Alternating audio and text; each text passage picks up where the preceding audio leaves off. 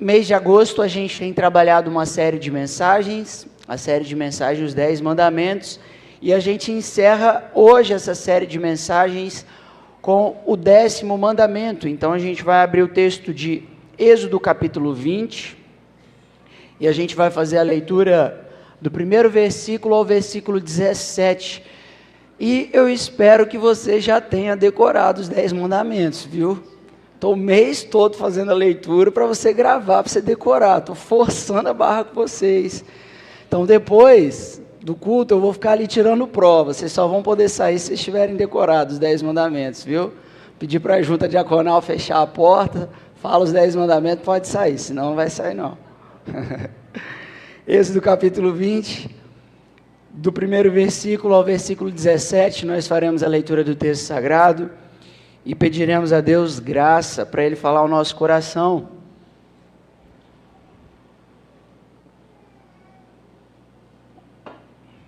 Está escrito, palavra de Deus. Então falou Deus todas estas palavras: Eu sou o Senhor, teu Deus, que te tirou da terra do Egito, da casa da servidão. Não terás outros deuses diante de mim. Não farás para ti imagem de escultura, nem semelhança alguma do que há em cima nos céus, nem embaixo na terra, nem nas águas debaixo da terra. Não as adorarás, nem lhes darás culto, porque eu sou o Senhor, teu Deus, Deus zeloso, que visito a iniquidade dos pais nos filhos até a 3ª e a 4ª geração daqueles que me aborrecem, e faço misericórdia até 1000 gerações daqueles que me amam e guardam os meus mandamentos. Não tomarás o nome do Senhor, teu Deus, em vão, porque o Senhor não terá por inocente o que tomar o seu nome em vão. Lembra-te do dia de sábado para o santificar. 6 dias trabalharás e farás toda a tua obra, mas o 7º dia é o sábado do Senhor, teu Deus. Não farás nenhum trabalho, nem tu, nem o teu filho, nem a tua filha, nem o teu servo, nem a tua serva, nem o teu animal, nem o forasteiro das tuas portas para dentro, porque em 6 dias fez o Senhor os céus e a terra, o mar e tudo o que neles há, e ao 7º dia descansou. Por isso o Senhor abençoou o dia de sábado e o santificou. Honra o teu pai e a tua mãe, para que se prolongue os teus dias na terra, que o Senhor teu Deus te dá.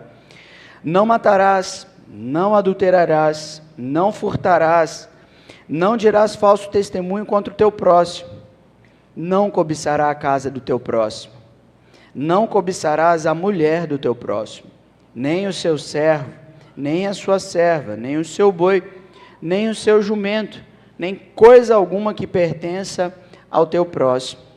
Até aqui a nossa leitura. Quero te convidar a orar e pedir a Deus que Ele fale ao nosso coração. Queira fazer desse momento um momento sincero seu com Deus aqui nesse culto. Não tem pastor nenhum que tem capacidade intelectual de te dar o conhecimento que você julga precisar. É só o Espírito de Deus. Então a gente precisa humildemente pedir Deus para que Ele fale ao nosso coração. Então queira fazer desse momento um momento seu com Deus, nosso com o Senhor. Deus Pai, nós fizemos a leitura de um texto antigo, sagrado, o texto que nós cremos ser a Tua palavra,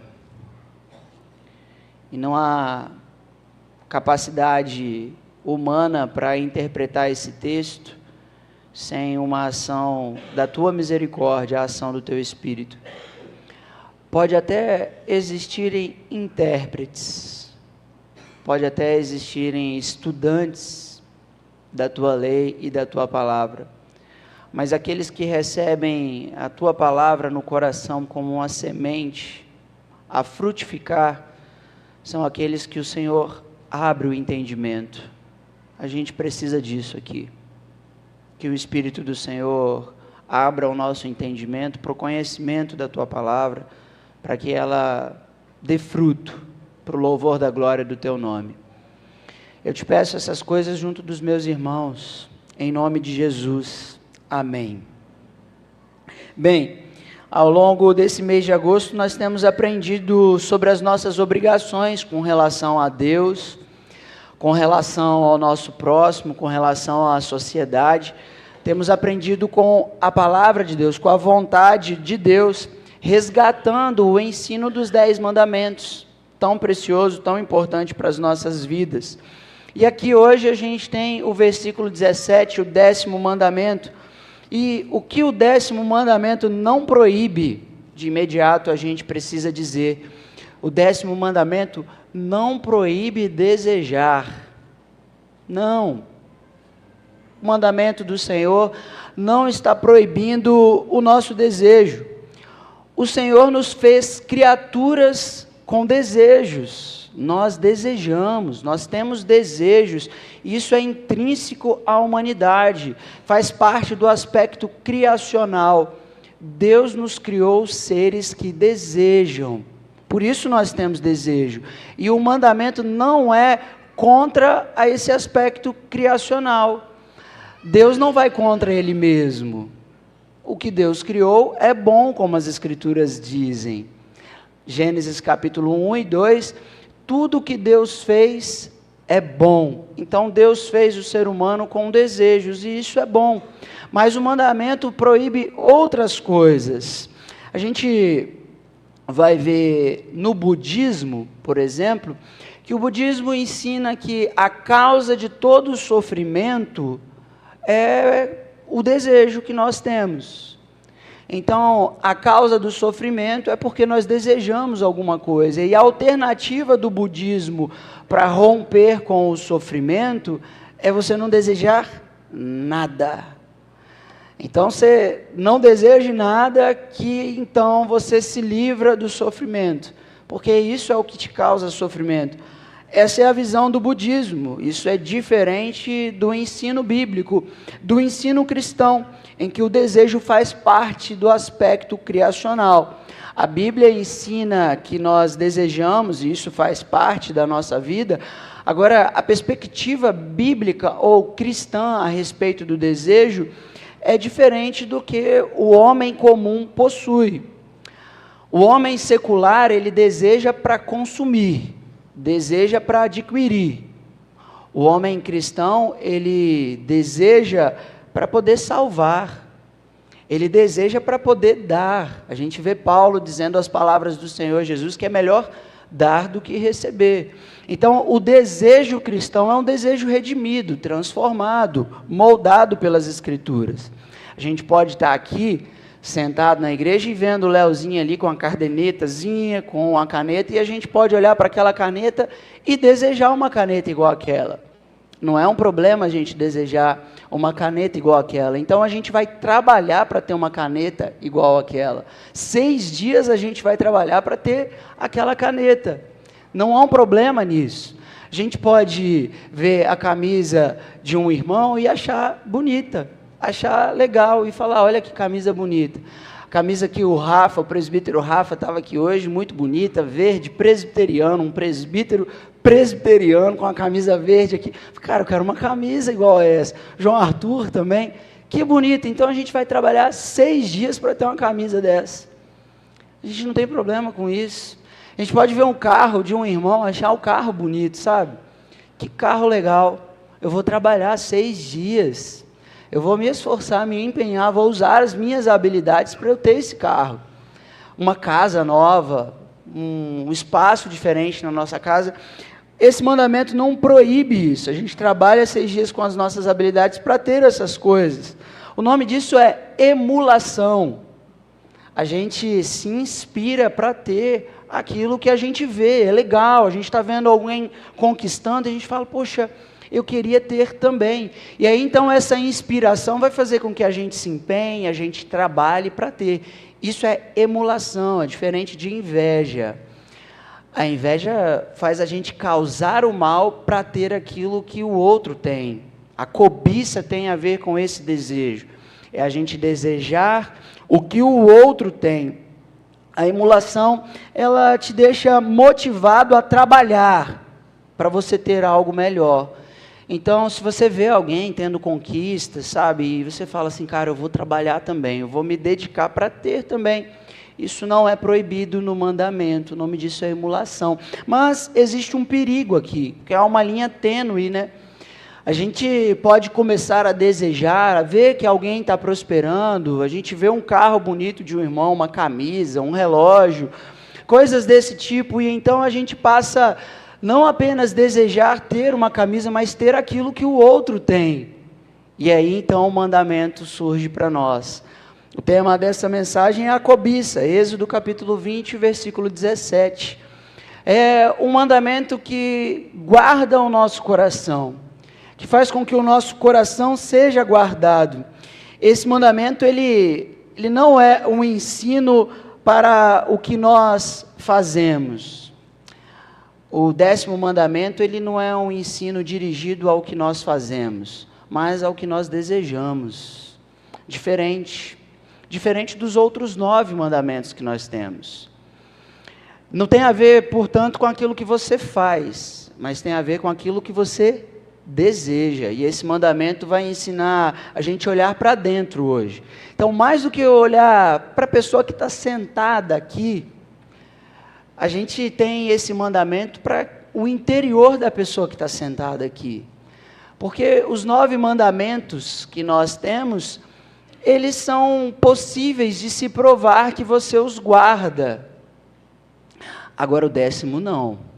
Você pode provar que você guarda o domingo, que você honra o seu pai, que você não mata, que você não rouba, que você não adultera.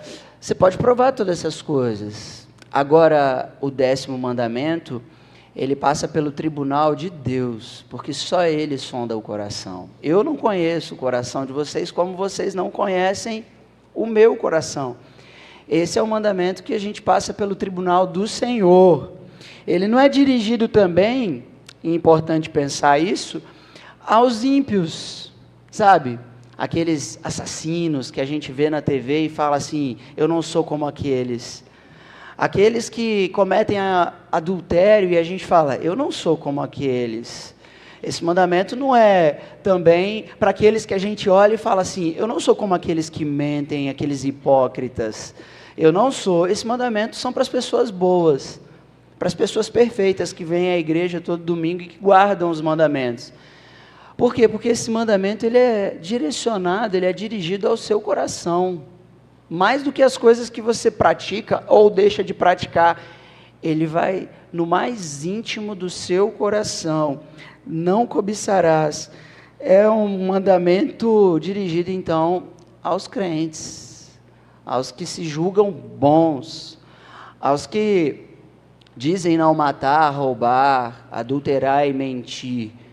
Esse é um mandamento que mexe com a gente porque ele vai mais no íntimo, vai mais no fundo do que a gente costuma pensar. Esse mandamento ensina que o povo de Deus tem o coração provado por Deus. Mais do que a nossa obediência externa, que a gente encontra nos 9 mandamentos, este mandamento, o 10º, ele ensina que Deus prova o coração da gente. Que Deus sonda o coração. Vocês lembram do texto de 1 Samuel, capítulo 16, quando a gente tem Samuel indo encontrar Davi, e aí o Senhor Deus vai dizer que o Senhor conhece, ou o Senhor vê o coração do homem. Ele não vê como o homem vê, ele vê o íntimo, ele vê o coração da gente, ele prova o nosso coração. É um Deus que conhece o íntimo de cada um de nós. O livro de Deuteronômio, como a gente estudou aqui um pouco já desse grupo, né, desta nação que recebe os 10 mandamentos, o livro de Deuteronômio é um livro que se passa nesse período em que o povo está no deserto, passou pelo deserto os 40 anos. E ali no capítulo 8 a gente tem um texto que vai mostrar que guardar o mandamento significa manter viva a memória da salvação. Porque Deus havia tirado, como a gente lê aqui, eu sou o Senhor teu Deus que te tirou da terra do Egito, da casa da servidão. Guardar os mandamentos significa manter a memória viva do que Deus fez lá no passado, a fim de que o coração do homem não se torne soberbo, altivo. Então, passar pelo deserto foi algo que Deus impôs ao povo de Israel, a fim de provar o coração deles, para ver se eles se manteriam fiéis a Deus. E a gente conhece um pouco da história de Israel, a gente viu que eles não foram fiéis, aquela nação não foi fiel ao Senhor, a maior parte dela não foi fiel, o coração se tornou arrogante, soberbo, como quem tivesse poderes, como quem tivesse feito por si entrar na nova terra, na terra de Canaã. Diante então desse perigo, que é a cobiça, a gente vai ver o que o mandamento proíbe. O mandamento, o versículo 17, que diz: não cobiçarás a casa do teu próximo, não cobiçarás a mulher do teu próximo, nem o teu servo, nem a sua serva, nem o seu boi, nem o seu jumento, nem coisa alguma que pertence ao teu próximo. O que este mandamento proíbe? Esse mandamento proíbe desejar o que é do outro. O 10º mandamento, ele não proíbe desejar, ele proíbe desejar o que é do outro, o que é do seu próximo. E aqui a gente tem no texto, no versículo 17, algo interessante. Ele fala da casa, da mulher, do servo, do jumento, e aí ele fala, coisa alguma, o que mostra que essa lista, ela é imensa, ela vai longe. Então, esse mandamento, ele proíbe você desejar qualquer coisa que seja do teu próximo. Qualquer coisa que seja do teu próximo, você não pode desejar.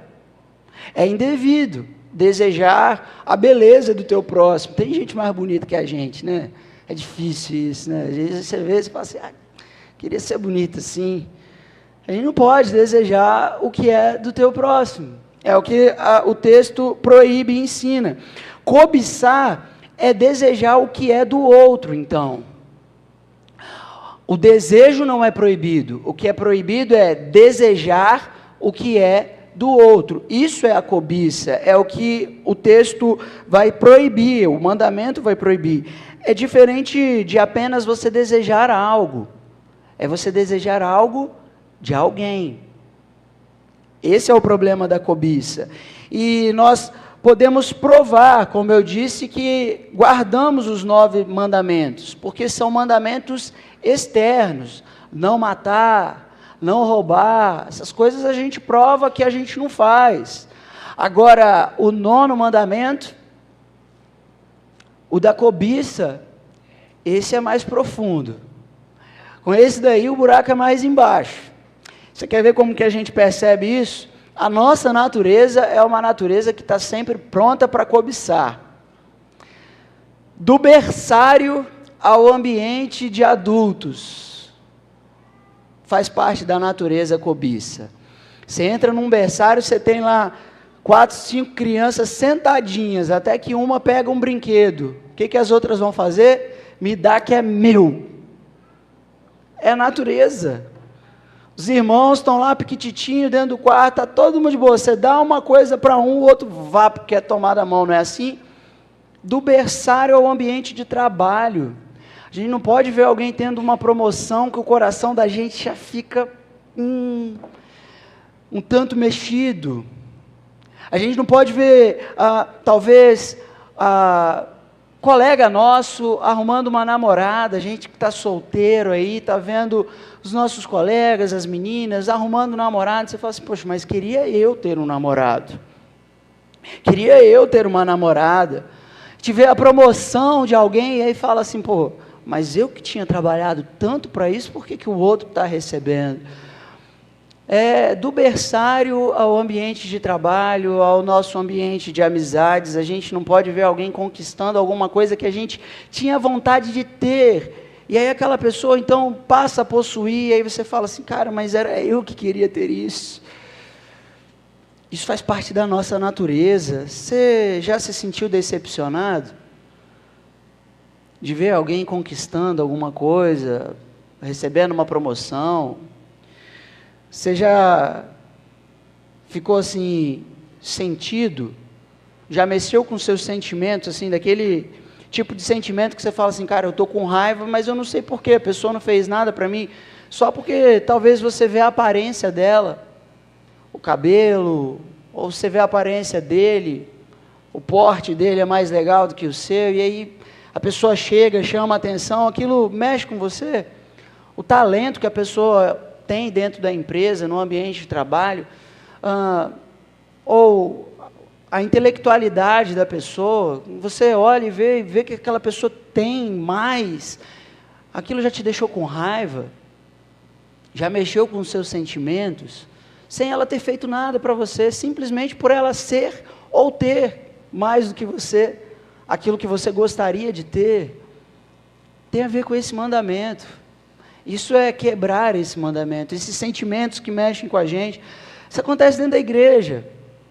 Quando a gente percebe que alguns irmãos conseguem desenvolver uma vida devocional, uma vida de oração, aí você fala assim, cara, mas eu não consigo, eu não tenho tempo, aquela pessoa ora, é piedosa, lê a Bíblia, a gente parece que queria ter aquilo ali, e às vezes se sente chateado por ver o outro irmão conseguindo desenvolver e crescer numa vida de oração, te ver a pessoa cantando bem, tocando aqui na frente, ou exercendo um ofício, diácono, presbítero, pastor, e a gente queria aquilo, queria o lugar daquela pessoa, exercer aquele tipo de situação. Essas coisas te incomodam? É disso que esse mandamento está querendo guardar o nosso coração. Porque há uma inclinação na gente em ficar incomodado, ficar chateado com o crescimento do outro, ou com as posses do que o outro tem.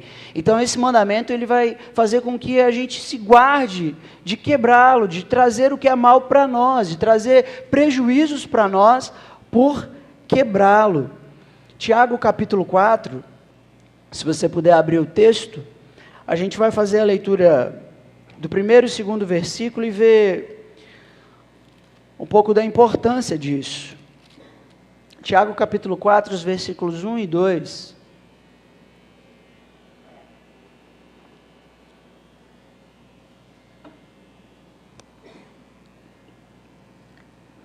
De onde procedem guerras e contendas que há entre vós? De onde? Senão dos prazeres que militam na vossa carne. Cobiçais e nada tendes, matais e invejais, e nada podeis obter. Viveis a lutar e a fazer guerras, nada tendes porque não pedis. Veja que o texto está retratando a natureza dos nossos conflitos, das nossas guerras, dos problemas que nós arrumamos, tem a ver com o nosso desejo, com o desejo que se torna uma cobiça. Nós cobiçamos, nós queremos o que é do outro, e isso faz parte da natureza, isso muda a nossa forma de viver. Quer um exemplo? Caim e Abel.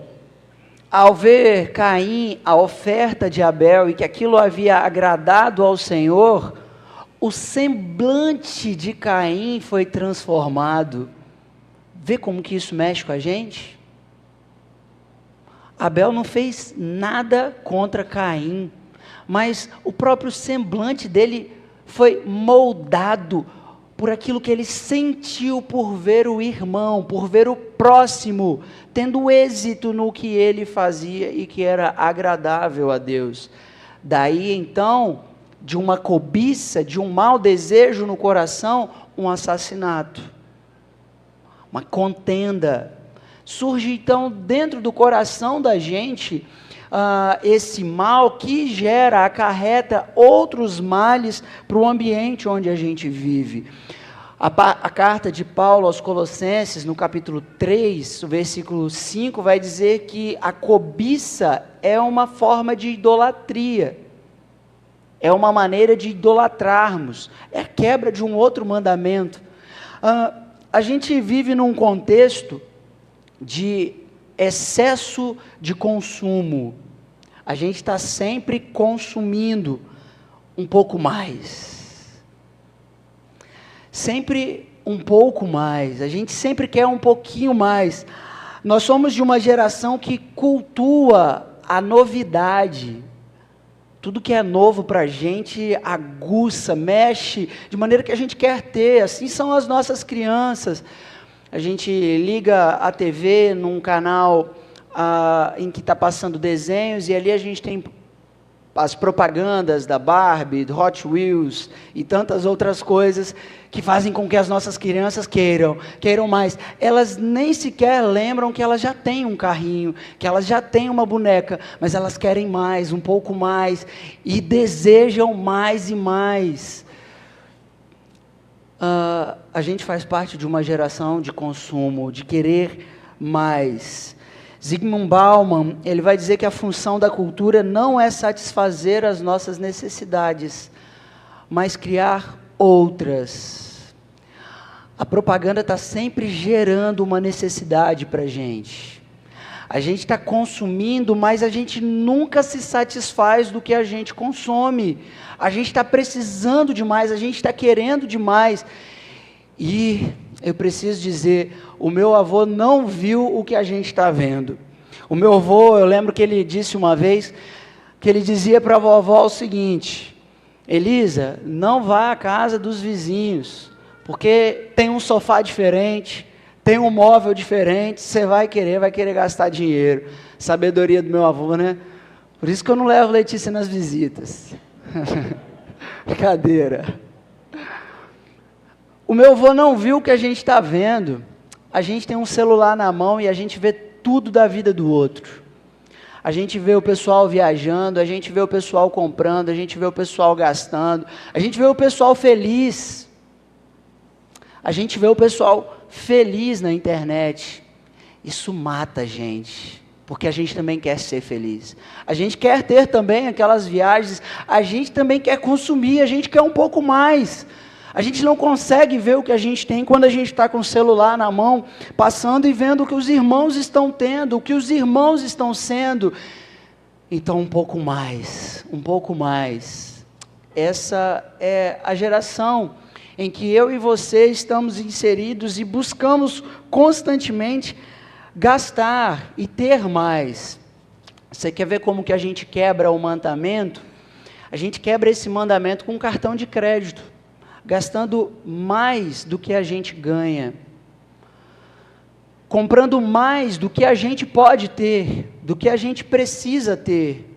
Aqui deixa eu abrir um parênteses, os homens me pagaram um suborno para eu falar disso, viu? Brincadeira. A gente está sempre comprando mais, a gente tem Amazon, Shopee, entre outros meios que a gente não sai dessas telas para ver o que tem de novo. Aliás, a gente entra em plataformas como o YouTube e a gente tem vídeos ali que mostram as novidades da Shopee, as novidades da Amazon e que você precisa ter na sua casa. Sempre um pouco mais, nunca há satisfação, nunca há contentamento. Por isso nós nos tornamos cristãos infelizes, cristãos insatisfeitos, porque a gente sempre quer um pouco mais. A gente não consegue olhar para o que a gente tem. Daí, então, vem a quebra do mandamento. E é por isso que a gente precisa olhar para esse mandamento com cuidado. O descontentamento é um problema denunciado neste mandamento. Porque, uma vez que nós passamos a cobiçar o que é do outro, nós deixamos de nos contentar com o que nós já possuímos, com o que nós já temos. E aqui deixa eu dizer o seguinte: o problema do descontentamento não é do pobre somente, do rico também. Ricos e pobres sofrem com esse problema, quebram este mandamento. Homens e mulheres sofrem com a quebra deste mandamento, quando se mostram descontentes. Ricos e pobres precisam aprender o contentamento. Veja o que Paulo fala aos Filipenses na carta, no capítulo 4, a gente faz a leitura do texto sagrado. Paulo aos Filipenses, capítulo 4, os versículos 11 e 12 do texto.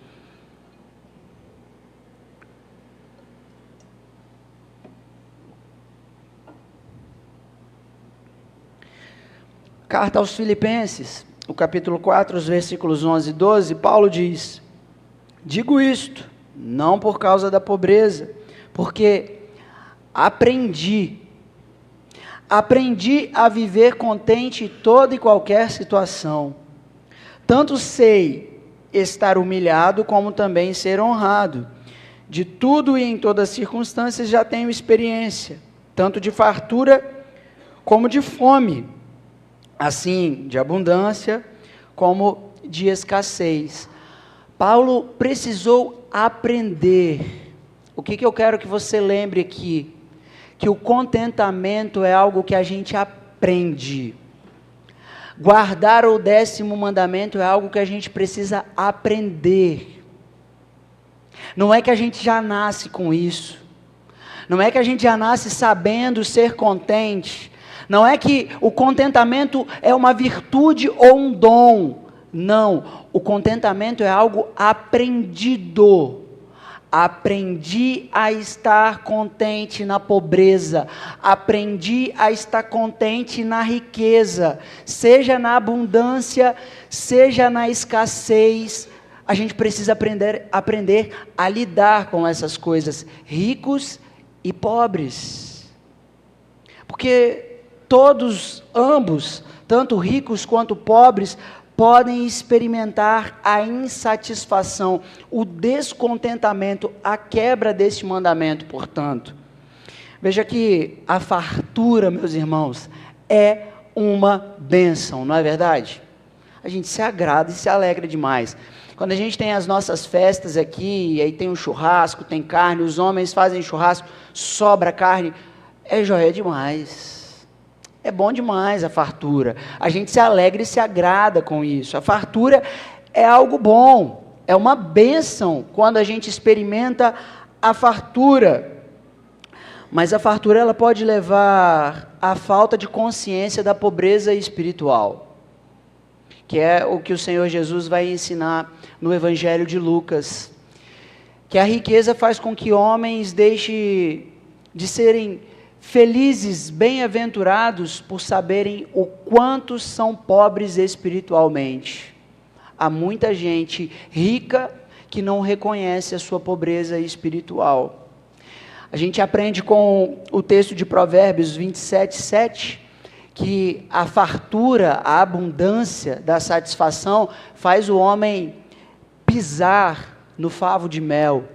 O mel não era uma coisa simples para aquele período, naquele contexto proverbial.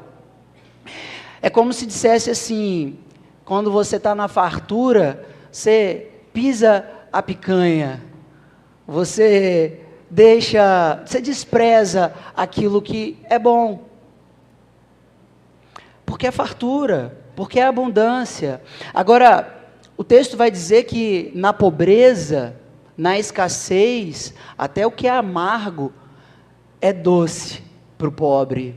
Provérbios, capítulo 27, a gente aprende isso no versículo 7. Então, a fartura, ela precisa ser algo que a gente reconhece como uma bênção, mas que isso não nos faz melhores, ou alguém que tem a plena condição de viver com o coração satisfeito. A gente precisa aprender a se satisfazer com as coisas que Deus deu, até mesmo na abundância.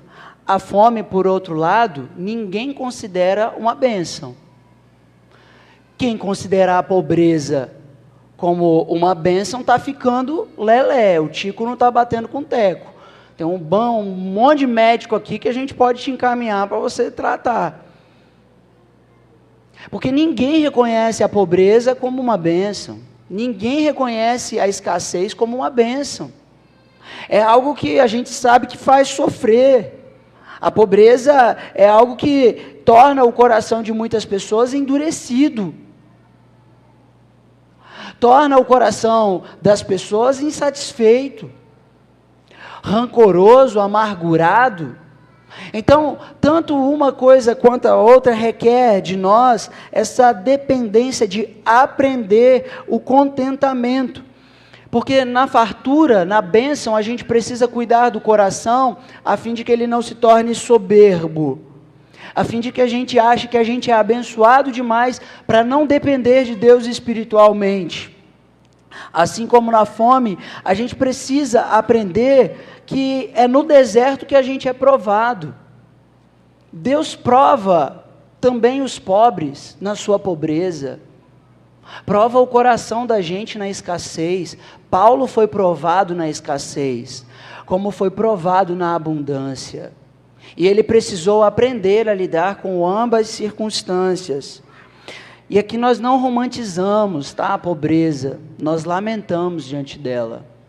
Nós lamentamos a fome, nós lamentamos a pobreza, mas quando nós passamos ou experimentamos algum tipo de situação de escassez, aqui a gente precisa reconhecer ser esse um ambiente para a gente aprender o contentamento, aprender a viver do maná, como Deus fez com o povo no deserto, aprender a viver na dependência, talvez de algum irmão, de alguma irmã. Ninguém quer depender de familiar, ninguém quer depender da igreja, ninguém quer depender de amigo, ninguém quer depender de irmão, mas existem circunstâncias que nós somos levados à dependência, e Deus prova o nosso coração nesse lugar de deserto, nesse lugar de sofrimento.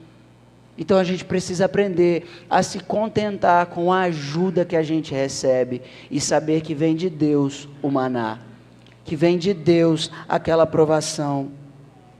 A gente aprende com esse mandamento que a cobiça é um desejo que traz condenação. Sim, como os outros 9 mandamentos, quebrar este mandamento, quebrar o 10º mandamento, traz para nós condenação. Ainda no texto de Tiago, capítulo 1, a gente aprende isso. Os versículos 14 e 15 do texto de Tiago, a gente vai aprender que, ao contrário, cada um é tentado pela sua própria cobiça, quando esta o atrai e seduz. Então, a cobiça, depois de haver concebido, dá à luz o pecado, e o pecado, uma vez consumado, gera a morte. A quebra desse mandamento tem a consequência, tem condenação, a morte, o pecado. A quebra deste mandamento traz isso. Primeira carta de Paulo a Timóteo, a gente vai aprender no capítulo 6, o seguinte, versículo 9. Ora, os que querem ficar ricos caem em tentação e cilada, e em muitas concupiscências insensatas e perniciosas, as quais afogam os homens na ruína e perdição, porque o amor do dinheiro é raiz de todos os males, e alguns nessa cobiça se desviaram da fé, e assim mesmo se atormentaram com muitas dores. Tem consequências sérias a cobiça. A quebra desse mandamento não é algo superficial, um tipo de mandamento que a gente quebra e resolve aqui de um jeitinho ou de outro. Não, a quebra desse mandamento é coisa séria. A gente precisa aprender a se contentar com o que a gente tem. A gente vai aprender, por exemplo, com o Senhor Jesus no Evangelho de Marcos, no capítulo 7, os versículos 21 e 22, que a cobiça que está dentro do nosso coração é a raiz dos assassinatos, das mentiras, do adultério, da quebra, portanto, de tantos outros mandamentos.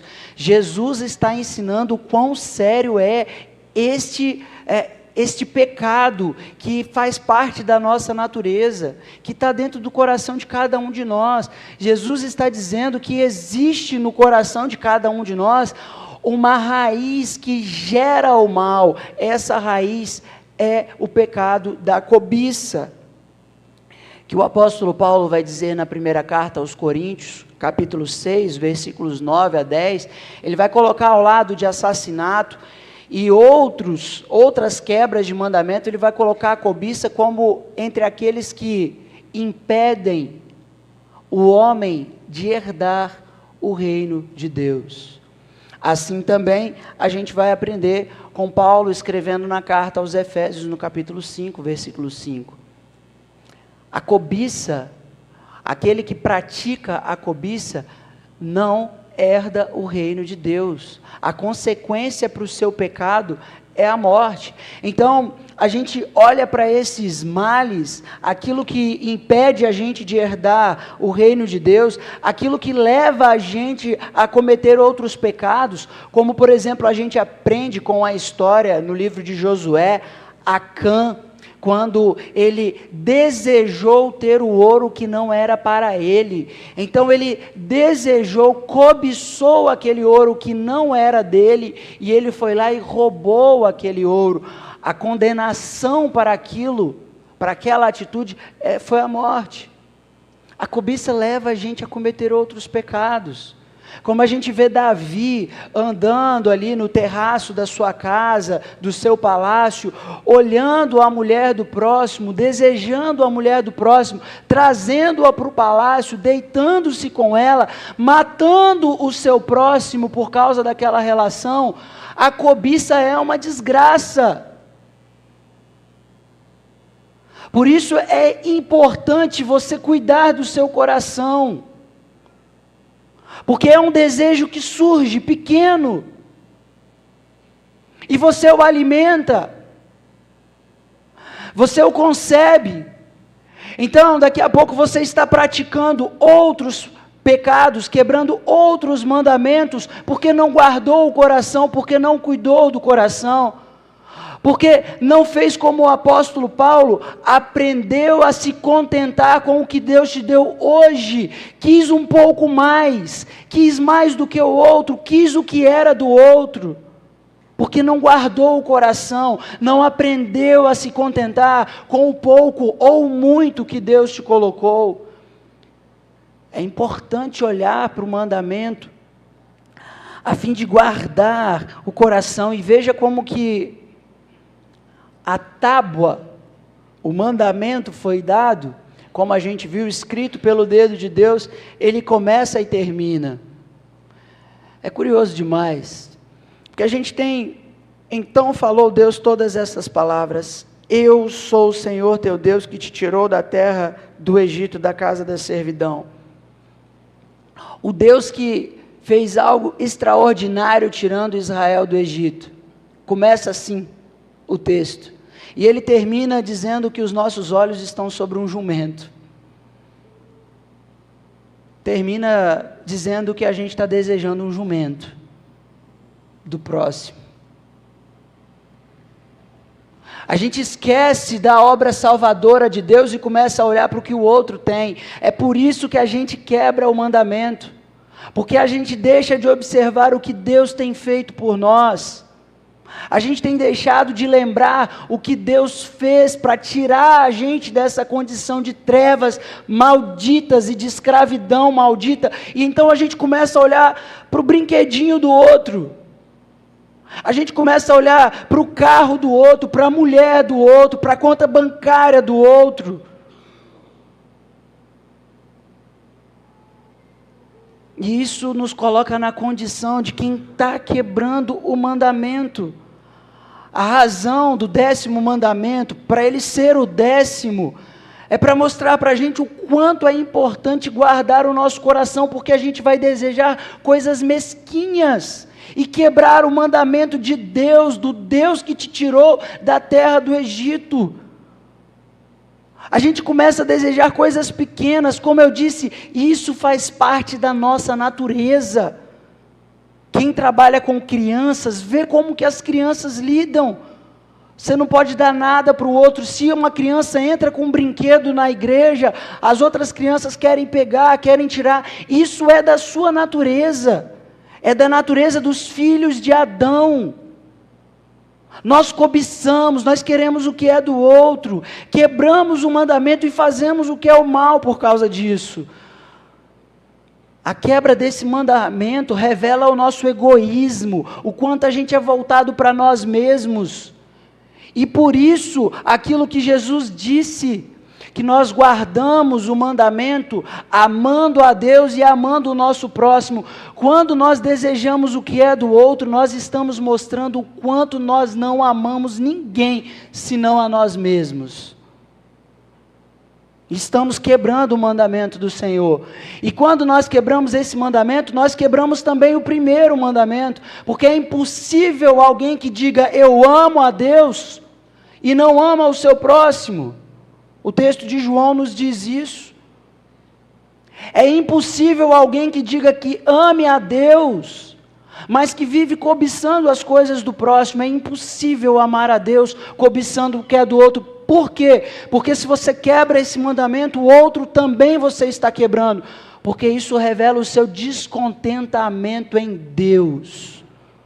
Você não se alegra em Deus com o que Ele te deu, se muito ou se pouco. Se são muitas as suas riquezas ou poucas as suas riquezas. Se são grandes as suas qualidades ou poucas as suas qualidades. Você não é capaz de se contentar com o que Deus te deu. Você está olhando para o que o outro tem, para o que o outro é. E nessa condição de se comparar com o outro, fazer-se juiz, colocar-se no lugar de Deus, como quem pode dizer o que é melhor, mas é Deus quem criou e formou cada um, é Deus que é o dono de toda a riqueza e Ele dá, Ele distribui da maneira como Ele quer. Ele derrama os dons dele sobre a igreja da maneira como Ele quer. Então nós quebramos esse mandamento, quebramos toda a tábua do Senhor, as leis do Senhor, aqui.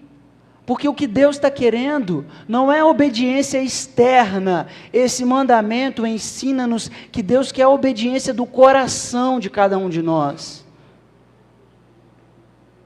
Quer que a gente aprenda a lidar com aquilo que está aqui dentro do nosso coração. Deus quer a obediência do seu coração e Ele sonda o íntimo do seu coração. Uma coisa você pode ter certeza, eu não estou aqui para te acusar nem condenar de nada, eu não sei nada de sua vida. Eu sei que a turma é gente boa, graças a Deus. Uma galera maneira demais, mas o que está dentro do coração de vocês eu não posso saber, e eu não posso dizer. Aqui é você e Deus. É Deus sondando o seu coração. E Ele dizendo que Ele conhece e que Ele vê, não como o pastor Felipe vê. Então não adianta você querer fazer gracinha para o conselho da igreja, para o pastor da igreja. Olha pastor, sabe, aquela coisa, a gente faz o bem, quer que todo mundo veja que a gente fez o bem. Não. Deus não vê como o homem vê. A gente pode até ver vocês guardando os 9 mandamentos, vocês podem até me ver, olha, o pastor tem andado certinho, os 9 mandamentos, ok, mas é Deus quem sonda isso aqui, ó. É Deus quem sonda esse coração aqui, ó. É Deus que conhece a podridão desse coração aqui. É Ele que sabe as grandes trevas desse coração aqui. E que grandes trevas são. É Deus que conhece o seu coração. É Ele quem sabe do íntimo de cada um de vocês, de cada um de nós. E a gente tem Deus operando algo grandioso em nosso favor. A gente precisa lembrar disso constantemente, daquilo que Ele fez em nosso favor, a fim de que a gente não termine a nossa vida como a gente viu a carta de Paulo a Timóteo, cobiçando as coisas desse mundo e se perdendo por causa disso, desviando as nossas vidas por causa da cobiça das coisas desse mundo. Guardar o coração, guardar o mandamento, tem a ver com a nossa lembrança, a nossa memória vívida daquilo que Deus fez em nosso favor. E aqui, meu irmão, minha irmã, nós estamos estudando os 10 mandamentos. Eu não sei você, mas eu saí daqui todos os domingos, todos os meus dias de estudo e de preparo para estar aqui com vocês, eu tenho sofrido, porque eu me vejo como aquele que transgride a lei, como aquele que quebra a lei. Eu não sei você, se ao estudar esses mandamentos, você se vê na posição de alguém que transgride a lei, que pecou contra Deus, e que, portanto, é alguém que merece a condenação, a justa condenação de Deus. Eu não sei se você se encontra nessa mesma condição, mas o que é maravilhoso demais para nós está sendo pregado por meio do Evangelho de Jesus. E a pregação do Evangelho de Jesus consiste em dizer que Jesus nasceu da Virgem Maria. Ele não é, portanto, filho de Adão. Diferente de mim, diferente de você, Jesus não herda o pecado de Adão. Ele foi gerado pelo Espírito Santo, e ele não apenas é aquele que não herdou o pecado de Adão, como ele, ao longo da sua vida aqui na terra, como Deus encarnado, não pecou, não transgrediu a lei. Aí você precisa entender que o fato de Jesus não ter transgredido a lei, faz do Cristo, faz de Jesus Cristo alguém que recebe, herda a vida eterna. Porque se vocês forem obedientes à lei, vocês viverão. Não era essa a promessa de Deus para Israel? Sejam obedientes e viverão. Sejam obedientes e desfrutarão de todas as bênçãos da Canaã, da terra que o Senhor Deus prometeu. Mas aquela nação que pecou não pôde herdar. O que ela então deve receber? A justa punição de Deus. Assim também eu e você, que pecamos, não podemos herdar a vida, nós quebramos a lei. Portanto, a vida que era proposta pela obediência da lei, foi destituída de nós. Nós não obedecemos, nós não guardamos, e por isso, por essa razão, por quebrarmos o mandamento, a morte é a paga, é a consequência da quebra da lei. Então Jesus, tendo nascido da Virgem, gerado pelo Espírito Santo, não herdando e não quebrando os mandamentos, faz dele o autor da vida, aquele que recebe e tem o direito de entrar na presença de Deus com o gozo eterno. Mas Jesus então, mesmo tendo essa bênção de Deus por sua obediência, ele abriu mão da sua justiça, e ele foi ser crucificado, ou seja, foi morto por causa dos nossos pecados. Daí é preciso entender que a causa da morte de Jesus é a morte de alguém que exerceu a justiça, que viveu a justiça e que, portanto, é merecedor da vida, da eternidade, de estar na presença de Deus eternamente. Mas ele abriu mão dessa herança, ele abriu mão desse direito, e ele foi ser crucificado pelos transgressores da lei de Deus. É por isso que a gente prega e anuncia o Evangelho de Jesus. A gente anuncia o Evangelho de Jesus para que o homem reconheça que ele, tendo transgredido a lei, ele tem da parte de Deus uma mensagem de salvação. Porque esse mandamento confirma a nossa necessidade de um Salvador. Por melhor que você seja, se você guarda os 9 mandamentos, no 10º mandamento, cada um de nós em algum momento já caiu, até talvez quando era uma criança. Daí a necessidade de um Salvador. A nossa natureza é uma natureza caída, corrompida, que necessita de salvação, e a salvação, ela se mostra por meio do Evangelho, a fim de que a gente acolha a morte de Jesus como a verdade de Deus, o poder de Deus para a nossa salvação. Então, queira entender, a herança de Jesus, da vida eterna, por sua obediência, foi tirada dele, tomada dele e transferida para aqueles que nele creem. Por isso a gente vai ver o Evangelho de João, capítulo 3,16. Todo aquele que nele crê, não pereça, mas tenha vida eterna. A vida da obediência de Jesus, aquilo que Jesus fez, sendo obediente, tendo uma vida justa, pura, íntegra, ele transfere para pecadores que mereciam receber essa ira. O que significa dizer que quando Deus transfere a vida eterna, o gozo eterno para aqueles pecadores que creem, nós estamos justificados, já não há mais condenação para quem está em Cristo, é o que Paulo escreve a Romanos. Então nós fomos justificados, perdoados por toda a quebra dos nossos pecados.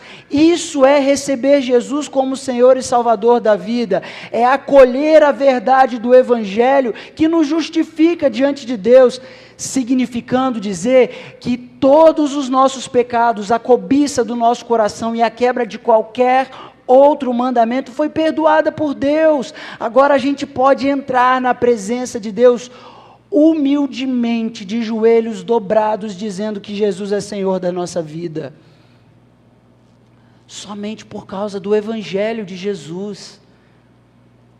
Se esse mandamento, ele confirma a necessidade de um Salvador, ele confirma isso para pessoas boas, pessoas que fazem tudo legal, mas que no coração delas, em algum momento, ela já se entristeceu porque viu o outro bem, porque viu o outro feliz. Só um exemplo para vocês.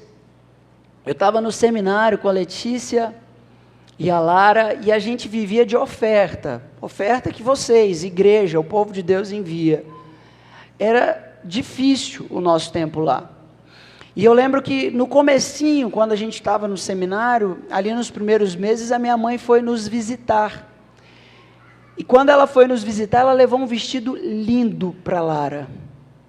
E aí, nós fomos para alguns cultos, entre outras coisas. Um dia a gente num culto, a gente na porta da igreja, uma igreja em Indaiatuba, a gente tirou uma foto, a Lara com aquele vestido lindo, e a gente colocou na internet.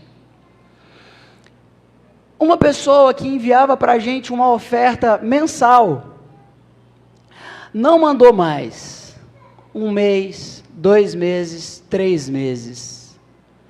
A gente sentiu, porque fazia parte da nossa rotina. Então, depois de uns 3 meses, a gente, numa ligação, conversando com essa pessoa, falando do ministério, ela perguntando como é que estavam as coisas, e a gente caminhando. E eu não perguntei, talvez ela tivesse as suas razões para não enviar a oferta, talvez estivesse passando por alguma necessidade, estava tudo bem. Em algum momento essa pessoa começou a falar como que existem pessoas na igreja que passam por dificuldades, que passam por problemas, e que a gente precisa aprender a chorar com os que choram. Ela falou isso. Eu digo para vocês com uma sincera inocência, eu disse, a igreja não deve apenas chorar com os que choram, porque a orientação é, chore com os que choram, mas dê risada com quem está dando risada. Sejam alegres com quem está se alegrando, se alegra. Você está vendo um irmão prosperando, a gente tem que se alegrar com isso também. Eu disse isso a esta pessoa, e ela silenciou por um momento. E ela disse para mim assim, olha, Deus falou ao meu coração nesse momento, porque eu vi a Lara com um vestido muito bonito, numa foto, e eu pensei, por que eu vou continuar mandando oferta para ele, se ele está comprando vestido caro para a Lara? Pensamento de um coração que confessou um pecado. A gente não consegue se alegrar com quem está se alegrando. A gente não consegue dar risada com quem está rindo, com quem está indo bem. Isso machuca a gente. A gente gosta de olhar para quem está sofrendo. Para o pobre a gente, vamos lá, vamos fazer, a gente até tira foto ajudando ele. Agora com quem está feliz a gente tem dificuldade. A gente precisa guardar o coração. Aprender a guardar o coração. Lembrar o que Jesus fez por nós. Eu sou o Senhor teu Deus que te tirei dessa miséria. Eu sou o Senhor teu Deus que te tirei dessa desgraça de condição, de escravo, de um coração que está sempre descontente, de um coração que está sempre insatisfeito. Eu te tirei das trevas e te transportei para a maravilhosa luz. Guarda o meu mandamento. Os seus pecados foram perdoados. Ninguém vai te separar do amor de Deus. Queira descansar e repousar no amor de Deus. Contente-se com o que Deus fez por você. Contente-se com a obra de Jesus em sua vida, para te salvar, para te libertar da condenação, pela quebra dos pecados. Eu quero fazer a leitura de 3 textos para encerrar com você. Hebreus capítulo 13.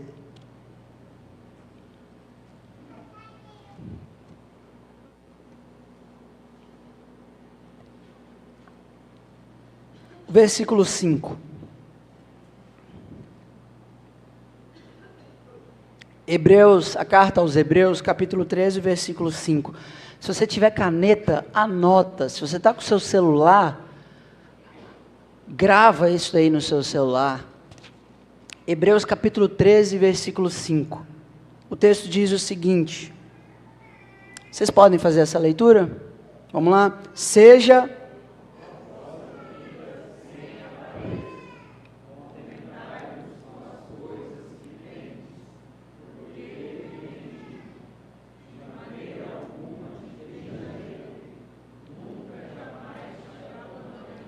Você precisa saber disso. A promessa de Deus é que Ele nunca vai te deixar. Nunca vai te abandonar. Ele deu Cristo para te comprar com o sangue dEle.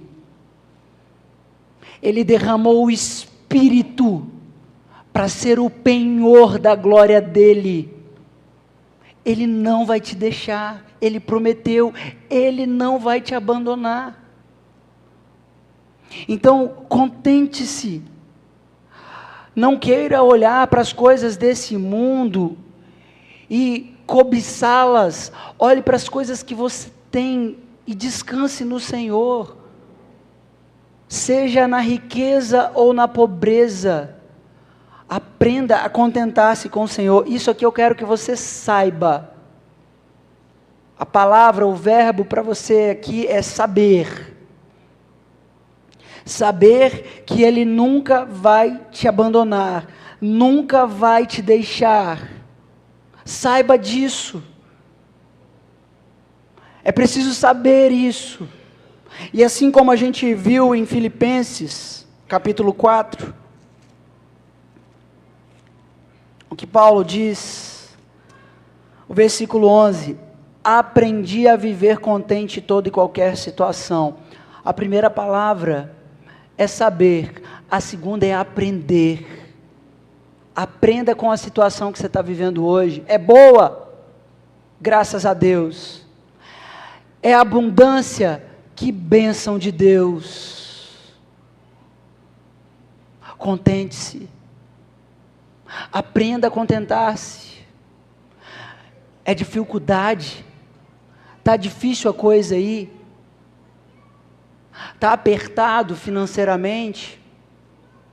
Aprenda a se contentar com a escassez. É um processo que Deus está te dando, querendo te ensinar, provar o seu coração, mas você vai passar com isso com a promessa de que Ele não vai te abandonar. Então aprenda sabendo que Ele não vai te abandonar, que Ele não vai te deixar. E não sou eu quem estou dizendo, é a promessa do Eterno para o seu povo. Em terceiro lugar, O Salmo 73, o versículo 25.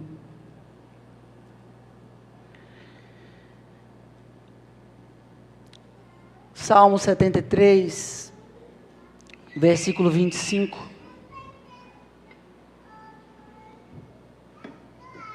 Podemos fazer essa leitura?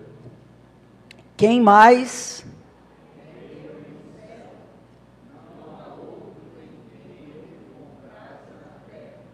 Quem mais tenho eu no céu?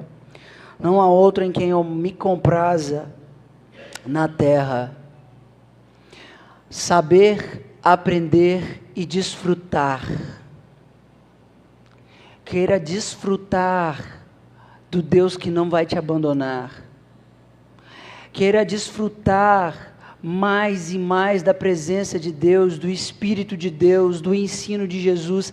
Desfrute, não existe uma riqueza maior do que essa. Não foi prata nem ouro que te comprou, mas foi o sangue do Senhor Jesus Cristo derramado naquela cruz. O que você tem mais precioso do que Jesus? O que no seu coração há de maior desejo do que Jesus?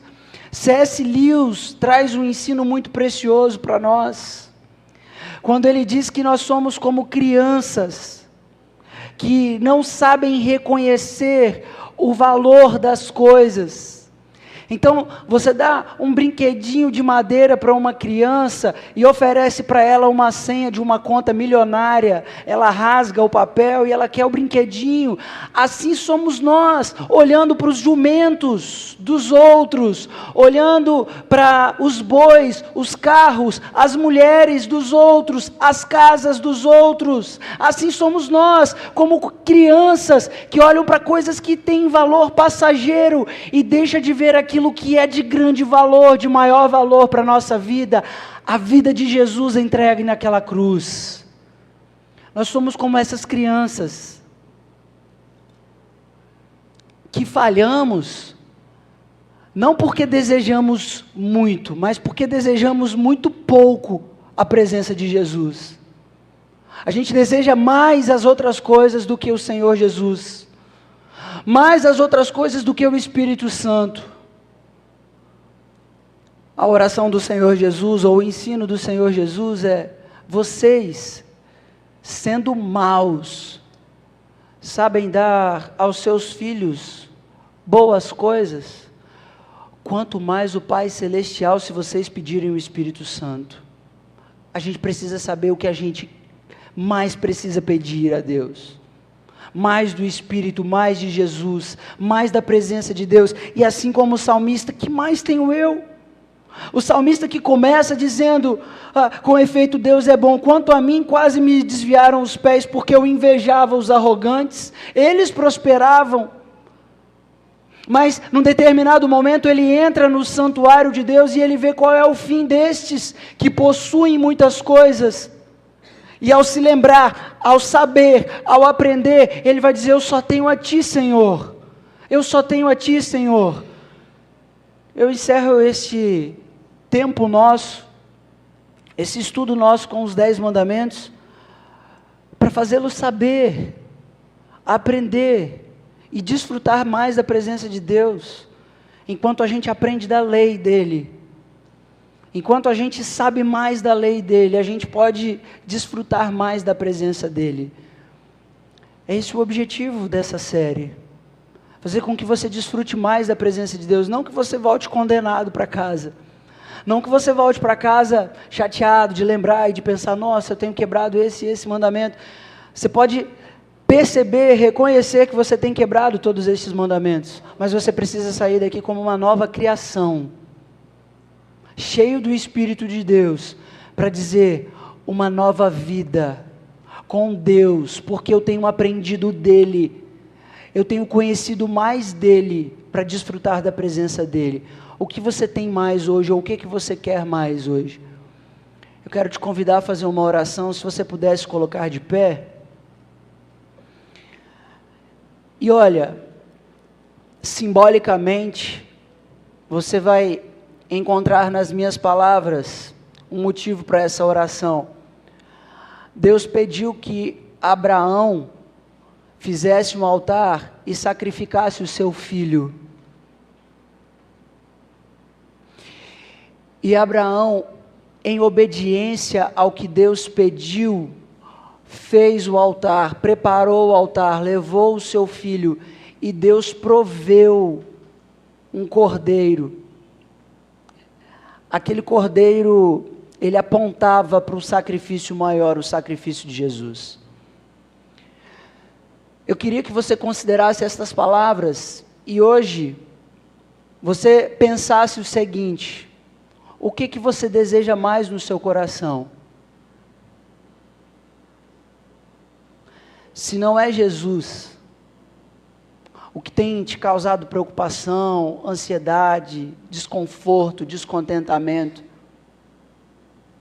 se essas coisas têm passado pelo seu coração, eu queria que você fizesse o seguinte: como num culto que nós estamos hoje, você sacrificasse essas coisas no altar, você colocasse diante de Deus e falasse: Senhor, está aqui,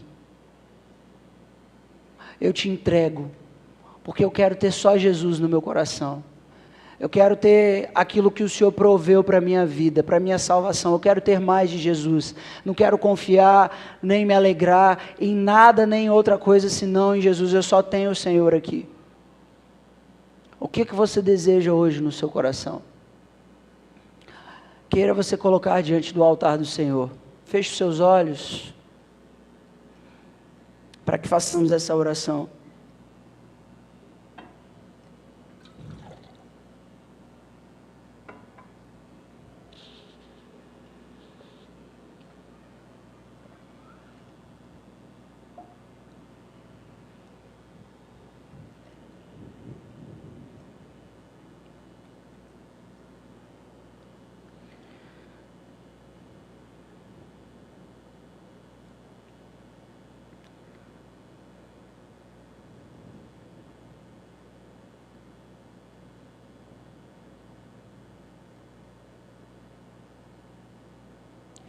O reino de Deus e a sua justiça,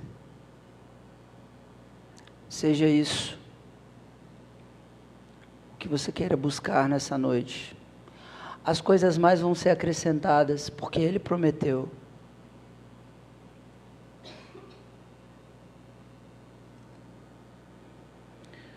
Eterno Deus, o Senhor é quem vê o homem.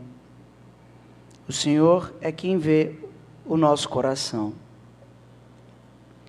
E se o Teu Espírito ministra a cada um de nós o que precisamos deixar diante do Teu altar, se ainda estamos resistindo e lutando por deixar no Teu altar, por favor, Senhor, em obediência à Tua palavra, a gente quer Te entregar. Receba, Senhor, e conceda ao nosso coração o descanso em Jesus. Por favor, conceda ao nosso coração alívio nessa noite, a alegria da salvação, a paz com o Senhor, o conhecimento de que não há nenhuma condenação, que isso enche as nossas vidas, Senhor Deus. Eu te peço isso. Vê cada homem e cada mulher que agora, nesta noite, sendo sondado pelo Teu Espírito, entrega no Teu altar aquelas coisas que julgou ser precioso e valioso demais, mas que não era Jesus. E assim, Senhor Deus, receba este irmão, essa irmã na Tua presença, a fim de desfrutar da Tua presença, desfrutar do Teu gozo, desfrutar da vida que Jesus concedeu, a vida eterna, já agora, antes mesmo dEle vir, e até Ele vir. Consagra, Senhor Deus, estes homens e mulheres que se entregam e se rendem ao Teu altar. É a minha oração, Deus Pai, em nome do Senhor Jesus. Amém. Meus irmãos, recebam a bênção, que a graça do Senhor Jesus, o amor de Deus E a comunhão com o Espírito Santo seja com a vida de cada um de vocês, até que o Senhor Jesus venha. Amém. Que Deus os abençoe poderosamente.